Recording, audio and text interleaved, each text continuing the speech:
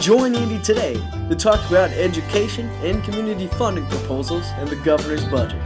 This is Catching Up with Andy with State Representative Andy Schor. Hi, welcome to Catching Up with Andy. This is a series of videos that I'm planning to do to inform my constituents about what's going on here in Lansing. Today, I'm going to focus on education.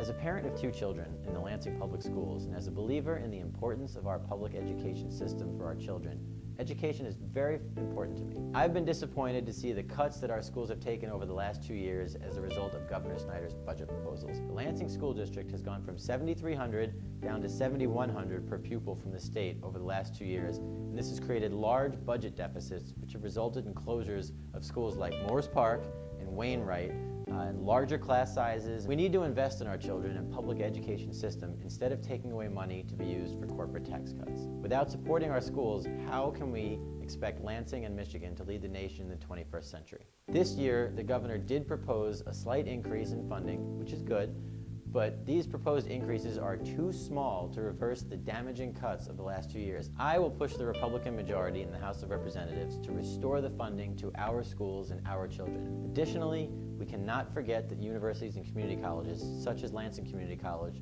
were cut in the budget in the last 2 years. We cannot attract and retain talent in Michigan if we are cutting the institutions that get these students here. Education is especially on my mind today since March is Reading Month. I ask you to read to your children, encourage our young to read, and volunteer at one of Lansing's great schools. I'm going to be reading in several Lansing elementary schools in March, and I hope to see you or your children. Education is our future. We can't disinvest in the children and expect them to succeed.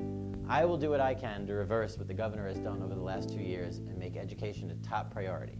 We have a lot of work to do, but I and the Democrats in the House of Representatives are up to the task to help students, parents, and educators in Michigan. We will foster a culture in the legislature that respects education, prioritizes it, so that Michigan has a well-educated workforce to tackle the issues of tomorrow. Thanks for joining Andy today. The doors to our office are open to talk about the issues. Stop by or give us a call at 517-373-0826 in Maryland, or Carissa will be there to help.